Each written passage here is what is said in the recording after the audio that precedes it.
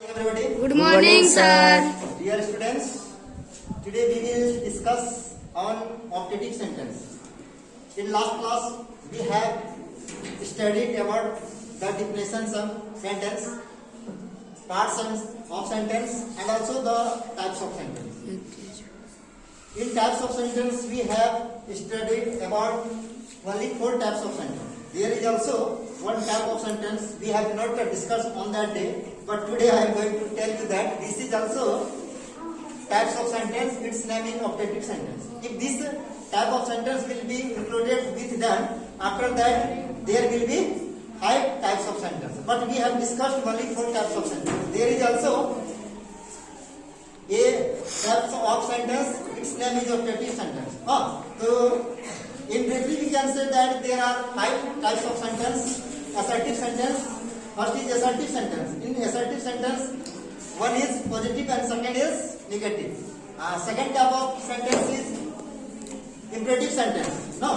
And third type of sentence is interrogative sentence. Fourth type of sentence is exclamatory. And there is also a type of sentence. Its name is optative sentence. Today we will discuss on the types of sentence. It's name is optative sentence. आज हम लोग केवल optative sentence पर discuss करेंगे, क्योंकि पिछले class में हम लोगों ने टाइप्स ऑफ सेंटेंस में 4 तरह का सेंटेंस पढ़े थे. असर्टिव सेंटेंस पढ़े थे, उसकी स्टेटमेंट को शो किया था, फैक्ट को शो किया था, इवेंट को शो किया था. तो इसको हम लोग स्टेटमेंट या असर्टिव सेंटेंस कहते हैं. असर्टिव सेंटेंस को 2 भागों में बांटा गया था. एक है अफर्मेटिव पॉजिटिव, दूसरा था निगेटिव. निगेट करने वाला जो सेंटेंस था निगेटिव सेंटेंस था. तीसरा टाइप ऑफ सेंटेंस था आपका इंट्रोगेटिव सेंटेंस, जिसमें हम लोगों ने पढ़ा था the sentence which is used to ask a question is known as interrogative sentence. जिसमें किसी प्रकार का प्रश्न पूछा जाता है या क्वेश्चन किया जाता है, उसको इंट्रोगेटिव सेंटेंस कहा जाता है. नहीं, जैसे क्यों पढ़ते हो, कैसे पढ़ते हो, कब पढ़ते हो, नहीं, क्या आप एक विद्यार्थी हैं, आप विद्यार्थी कैसे हैं, नहीं. तो इस तरह का जो क्वेश्चन किया जाता है में, इसको हम इंट्रोगेटिव सेंटेंस कहते हैं. और इंट्रोगेटिव सेंटेंस को 2 भाग में बांटा गया था, जिसमें हम लोगों ने पढ़ा था. एक था सॉफ्ट इंट्रोगेटिव, जिसमें यस और नो वाले जवाब वाला में ना, if the answer of any questions will be given only in yes or no, that is known as soft interrogative. One is positive sir and second is negative sir. एक other type का interrogative sentence था, जिसका कहा जाता था WH वाला, WH family का. वो भी एक इंट्रोगेटिव सेंटेंस है. यानी कि आंसर का जवाब जो है यस और नो में ना दे करके दूसरे रूप में दिया जाएगा, बिना सोचे विचारे. आप उस प्रश्न का जवाब नहीं दे सकते हैं. जवाब देने से पहले आपको सोचना होगा. आपसे पूछा जाएगा what do you study, how do you prepare for the exams, where do you go to school, how do you come here. इस तरह का अगर आपसे सवाल पूछा जाए तो इस प्रश्न का जवाब देने से पहले आप सोचिएगा कि क्वेश्चन भाई क्या पूछा जा रहा है, कैसे हम इसको आंसर तैयार करेंगे और बोले. इसको कहा जाता है WH फैमिली का, जिसमें वेन, वेयर, व्हाई, हाउ, इस तरह का सवाल पूछा जाएगा. उसको हम लोग WH फैमिली से संबंधित क्वेश्चन कहा जाएगा. इसका भी 2 पार्ट होगा, WH पॉजिटिव, WH निगेटिव. ठीक है. इसके बाद एक्सक्लेमेटरी सेंटेंस, जिसमें हम लोग स्ट्रॉन्ग फीलिंग और इमोशन को एक्सप्रेस करते हैं. नहीं, इसमें होता है सरप्राइज है, क्या कहते हैं, सरप्राइज से संबंधित है, सरो से संबंधित घटना है, और क्या कहता है खुशी वाला में, नहीं, हैप्पीनेस, सरो एंड सरप्राइज. इसको एक्सक्लेमेटरी सेंटेंस कहा जाता है. आज जिस सेंटेंस के बारे में पिछले क्लास में हमने डिस्कस नहीं किया था, केवल 4 टाइप्स का ही सेंटेंस पढ़ा था, उसमें एक और इंक्लूड कर देना है, तो 5वां सेंटेंस हो जाएगा ऑप्टेटिव सेंटेंस. आप 3 नंबर में जोड़ सकते हैं, 4 नंबर में टोटली जोड़िएगा तो आपका 5 सेंटेंस होगा, जिसमें एक है आपका ऑप्टेटिव सेंटेंस. ऑप्टेटिव मतलब होगा इच्छा पदक. तो हर आदमी का इच्छा होता है, नहीं, इच्छा का मतलब हो कि हमारे मन में कोई इच्छा जग रहा है कि हम ये काम करें, ये हो जाए. जब तक आपके मन में कोई भी चीज पाने की इच्छा नहीं रहता, तब तक आप कोई काम नहीं करते. आप इसलिए पढ़ते हैं, पढ़ने के पीछे कि आपका कोई इच्छा होगा कि हम डॉक्टर बने, इंजीनियर बने, नहीं, एक अच्छे एक स्टूडेंट भी है, आप सोचते होंगे कि हम आइडियल स्टूडेंट बने. सबका कोई न कोई सपना होगा. यही सपना आपका इच्छा है. नहीं, इच्छा मन में सोचिए कि हमको ये चीज बनना है, ये चीज करना है, या खाने की इच्छा, पहनने की इच्छा, कोई वस्तु को प्राप्त करने की लालसा या इच्छा. इसी प्रकार ये इच्छा से संबंधित अगर वाक्य होता है, उसको कहते हैं ऑप्टेटिव सेंटेंस. इच्छा बोधक, हिंदी में बोलिएगा इच्छा बोधक या इच्छा सूचक, जिसमें आप जो है इच्छा को प्रकट कर रहे हैं. यानी यहाँ परिभाषा दिया गया the sentence which is used to express wish. Wish मतलब होता है इच्छा. इसी का दूसरा नाम है डिजायर. डिजायर मतलब ये इच्छा होता है. विश बोलिए या डिजायर बोलिए. इसके बाद आपका ब्लेसिंग. ब्लेसिंग मतलब आशीर्वाद. ब्लेसिंग मतलब आशीर्वाद. आप जो है कोई भी काम करते हैं, आप अपने बड़े, आपके जो सीनियर हैं, नहीं बड़े बुजुर्ग हैं आपकी फैमिली में, पेरेंट्स हैं या आपके ग्रैंड फादर या ग्रैंड पेरेंट्स हैं, उससे आप आशीर्वाद लेते हैं। क्या देने जाते हैं, क्या देने से पहले आप बड़े का और पैसे करके आशीर्वाद लेते हैं। आशीर्वाद लेते हैं तो हो सके आशीर्वाद कम कर जाए, नहीं तो आशीर्वाद लेने से भी आपका बहुत हद तक काम सॉल्व होता है। नहीं, इसके बाद कर्ज, किसी के प्रति आपका गलत सोच है, आप उसके प्रति पॉजिटिव नहीं सोच रहे हैं, मन में खोट है कि वो आदमी जो है के साथ कोई घटना घट जाए, उसको कहते हैं कर्ज, अभिशाप। यानी किसी को साफ दे देते हैं, साफ मतलब श्राप। पहले जमाने में साफ देता था ऋषि मुनि लोग, साफ जो देते हैं साफ तुरंत लग जाता, जिसको घर की भाषा में लोग तो स्थापित करते हैं। यानी कर्ज, किसी के प्रति बुरा सोचना, कर्ज। प्रे मतलब प्रार्थना करना, किसी से आप प्रार्थना किसे के, भगवान से प्रार्थना कर सकते हैं, हे भगवान हमें शक्तिशाली बना दे या हमें धन दौलत दे दे। तो ये प्रकार का क्या हो गया, प्रे हो गया। प्रे मतलब क्या हो गया, प्रार्थना।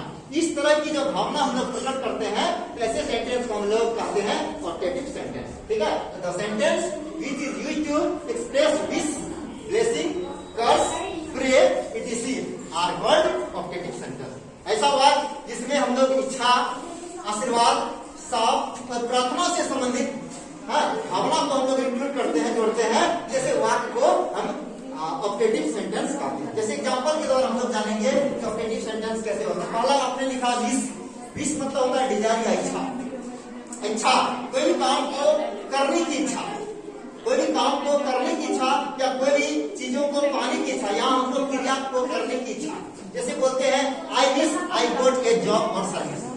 हर व्यक्ति का इच्छा होता है, आई विश मेरी इच्छा है कि आई गॉट ए जॉब, कि मुझे एक अच्छा नौकरी मिल जाए, एक अच्छा सर्विस मिल जाए।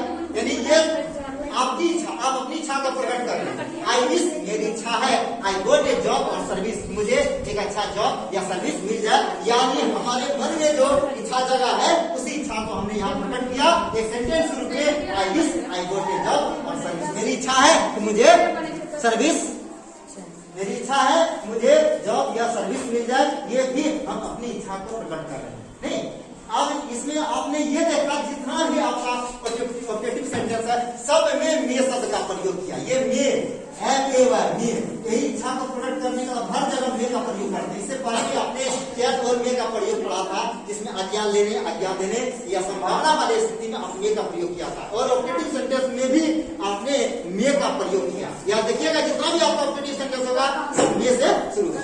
नहीं, तो आप इच्छा को प्रकट कर रहे हैं, I wish I got job और सर्विस, मेरी इच्छा है कि मुझे एक अच्छा नौकरी, एक सर्विस मिल जाए। ठीक है, इसके बाद है I wish my son may pass in the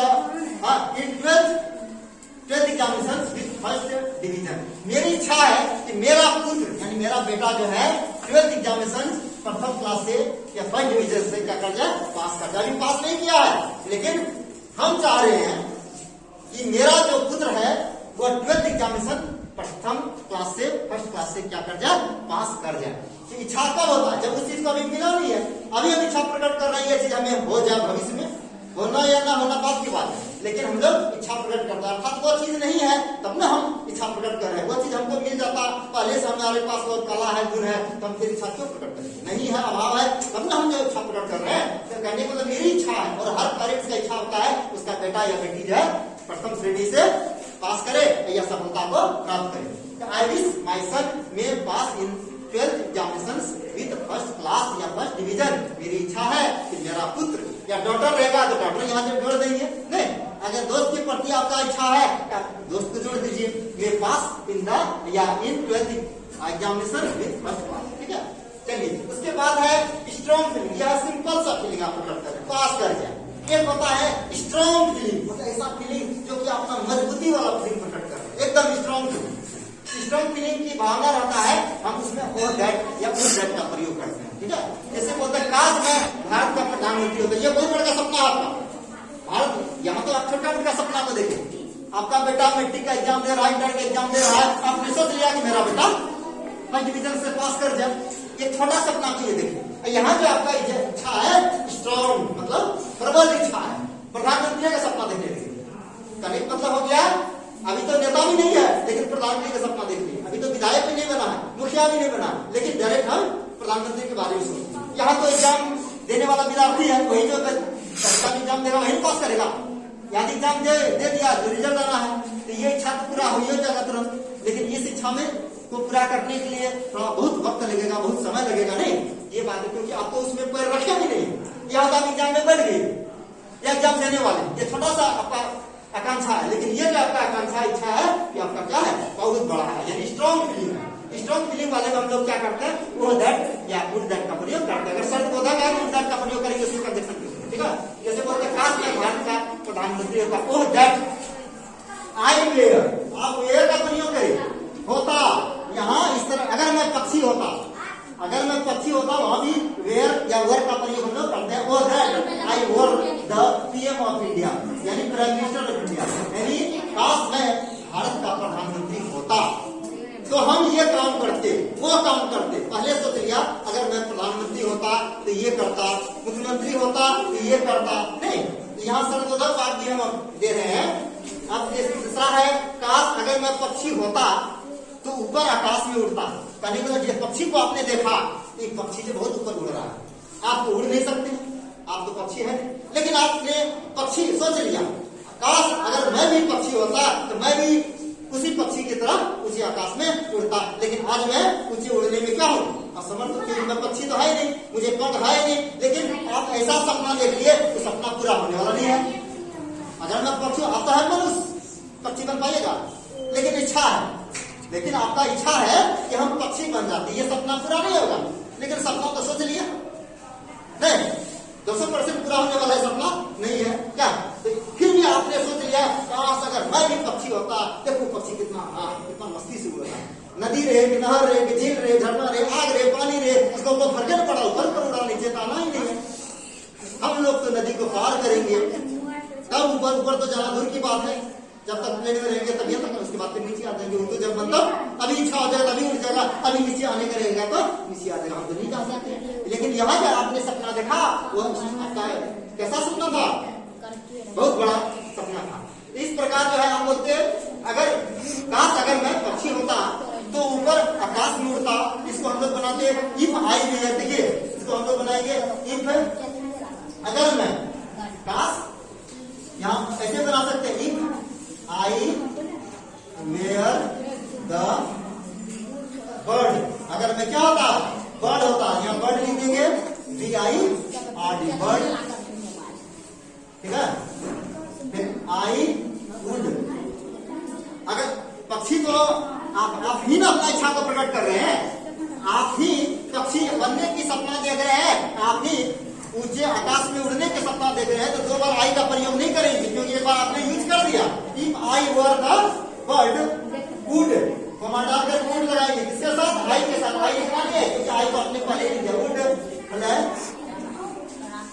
over the sky, over the sky, इस प्रकार हम लिख सकते हैं, ठीक है। इस प्रकार इस तरह की सपना को आप पूरा करने के लिए, इस सेंटेंस को पूरा कर, सपना को तो पूरा नहीं कर सकते हैं, लेकिन सेंटेंस को ट्रांसलेट करने के लिए इस फॉर्मूला का आप यूज कर सकते हैं। अब है ब्लेसिंग, ब्लेसिंग का आशीर्वाद। हम आशीर्वाद दे रहे हैं किसी को, जैसे आप एग्जाम देने गए, एग्जाम देने से पहले अपने पेरेंट्स, टीचर्स जो भी आपके सामने बैठे हैं, इधर आपने पैर छुआ, आशीर्वाद लिया, उसने आशीर्वाद दिया, भगवान तेरा मदद करे, तुम पास कर जाए, वह पास कर जाए। किसी के प्रति हम जो है एकदम पॉजिटिव सोच रख रहे हैं, वह पास कर जाए, नहीं तो इस प्रकार जो है ये का प्रयोग करके बात को बनाएंगे। क्या है वह आशीर्वाद में, भगवान तेरी मदद करे, तो भगवान तेरी मदद हम नहीं करेंगे, भगवान कौन करेगा, मदद कौन करेगा, भगवान करेगा। तो यहाँ बोलेंगे मे, MAY, may God help you, किसका मदद करेगा, तेरी मदद करेगा, हेल्प यू। बोल देगा भगवान उसका मदद करे, तो मे गॉड हेल्प हिम, या हेल्प हर करेंगे, भगवान तुम्हारी मदद करे, तो मे गॉड हेल्प यू, भगवान मेरी मदद करे, तो मे गॉड हेल्प मी का प्रयोग करेंगे, ठीक है। इस प्रकार वहां ऑब्जेक्ट रूप का प्रयोग कर देंगे। नहीं, याद रखना है, ये ऑब्जेक्ट का प्रयोग यहाँ करेंगे, सब्जेक्ट फॉर्म में नहीं। तो मे गॉड हेल्प यू, भगवान तुम्हारा क्या करे, मदद करे। तुम दीर्घायु हो, आपने आशीर्वाद लिया, आपने किसी पैर छुआ और उसने आपको आशीर्वाद दिया, जुग जुग जियो, न बता दीर्घायु हो, यानी लंबा उम्र तक आप क्या करें, जिए। वो क्या बोलेगा, may you live long, may you live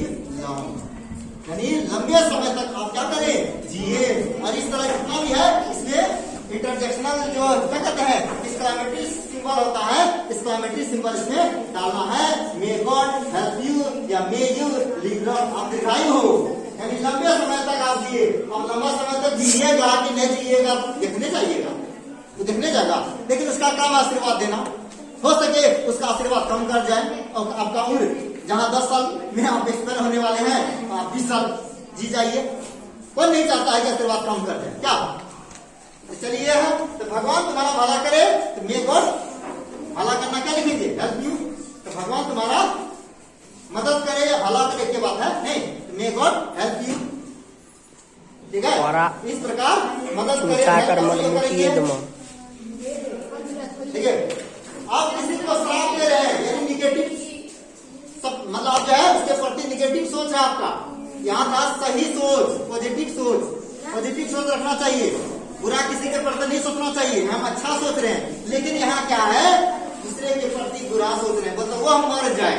आप जिसको साथ दे रहे हैं मे ही डाई, वो मर जाए, यानी मरने का आप उसको श्राप दे दिया। मरेगा या नहीं मरेगा बात की बात है, लेकिन हम तो गलत तो सोच लिए उसके प्रति नहीं, मे ही डाई, वो मर जाए, यानी हम उससे श्राप दे रहे हैं वो मर जाए, उसका धन गलत हमको हाथ लग जाए। ऐसा नहीं होता है।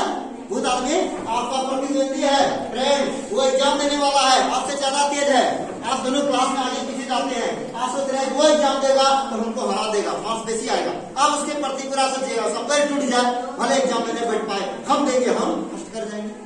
ऐसा भी सोच सकता लोगों का, यानी आप दूसरे के प्रति कैसा सोच रहे हैं, बुरा सोच रहे हैं। तो कहने का मतलब वो मर जाए, तो मे ही डाई, वो मर जाए। अब मरेगा कि न मरेगा आपके बोलने से मर जाएगा वो, लेकिन आप तो गलत सोच रही है इसके प्रति, तुम्हारा सर्वनाश हो जाए, सब कुछ मर मतलब उगन जाए, पूरा वंश खत्म हो जाए। तो may you go to rack and ruin का पूरी तरह बर्बाद हो जाए, कुछ नहीं बचेगा, धन दौलत घर द्वार सब क्या हो जाए, खत्म हो जाए, वंश भी खत्म हो जाए, सर्वनाश हो जाए, यानी कोई चीज नहीं बचे, सब चीज का नाश हो जाए। ऐसा श्राप नहीं देना चाहिए, नहीं, तुम्हारा सर्वनाश हो, यानी वंश तक भी उजड़ जाएगा। तो may you go to rack and ruin, वो लंगड़ा हो जाए। आपने उसके प्रति क्या सोचा, वो अपाहिज हो जाए, लंगड़ा हो जाए, चल नहीं पाए, चलने के लायक नहीं रहे, लेकिन अभी स्वस्थ है, लेकिन आपने उसके प्रति गलत सोच लिया कि वो लंगड़ा हो जाए। इसको लिखेंगे लैम, इसका होता लंगड़ा। गुंगा हो जाए तो डम बोल देंगे, डी, अंधा हो जाए तो ब्लाइंड बोल देंगे। अब लंगड़ा बनने लंगड़ा वाली बातें रहेगा तो लैम लिखेंगे, गुंगा रहेगा डी डम लिखेंगे, और बहरा रहेगा तो डीप लिखेंगे, डीप, वो बहरा हो जाए क्या लिखे, मे ही डीप, तुम बहरा हो जाओ तो मे यू डीप, नहीं, अगर गुंगा रहेगा तो डम बोल देंगे। तो जैसा आप जो है शब्द सोचिएगा उसके प्रति, वैसा उसको दिखना होगा। इस प्रकार ये जो आपका ऑब्जेक्टिव सेंटेंस है, ऑब्जेक्टिव सेंटेंस में हम लोग डिजायर, सिंपल डिजायर, फिर स्ट्रॉन्ग डिजायर, उसके बाद ब्लेसिंग और कर्स, इस तरह शब्द का हम लोग वाक्य का इस्तेमाल करते हैं। जैसा परिभाषा है उसके आधार पर एग्जाम्पल दिया है। इस प्रकार टाइप्स ऑफ सेंटेंस में ऑब्जेक्टिव सेंटेंस को भी इंक्लूड कर लीजिएगा। इसके बाद आपका 5 प्रकार का सेंटेंस हो जाएगा, और इस तरह का भी वाक्य हमारे बोलचाल में प्रयोग होता है। इस तरह का सेंटेंस आ जाए तो आपको इसी स्तर से बनाना है और वे का प्रयोग करना है। इसका सबसे बड़ा पहचान यह है, आप जो ये सिंबल का प्रयोग करेंगे, एक्सक्लेमेशन साइन का प्रयोग कीजिएगा, और मैक्सिमम सेंटेंस आपका जो है मे से शुरू होगा। इस प्रकार आज के क्लास में मैंने आप लोगों को ऑब्जेक्टिव सेंटेंस के बारे में बताया और विभिन्न प्रकार के एग्जाम्पल के द्वारा इस कंसेप्ट को क्लियर किया। इसके बाद आपके बुक में इस तरह का अगर एग्जाम्पल दिए, एक्सरसाइज दिया हो तो आप उसका ट्रांसलेट जरूर करें। जितना सेंटेंस को आप ट्रांसलेट कीजिएगा उतना ज्यादा आपका ट्रांसलेटिंग पावर बढ़ेगा, उतना ज्यादा आपका स्पीकिंग पावर भी बढ़ेगा, और अच्छे से आप इंग्लिश में बात कर सकिएगा। इस तरह के वाक्य आने पर कोई प्रॉब्लम ना हो, कोई समस्या ना हो, you can translate such a sentence without any hindrance. No, I hope that you will also clear your concept by through various types of examples, and you can also take the help of different types of translation and different types of grammar, so that your translation will be strong. No problem will be created with you to translate such type of sentence. Okay, तो आज की class इतना ही। फिर next day हम लोग दूसरे topic पर चर्चा करेंगे। That's all. Thank you all of you. Have a nice day.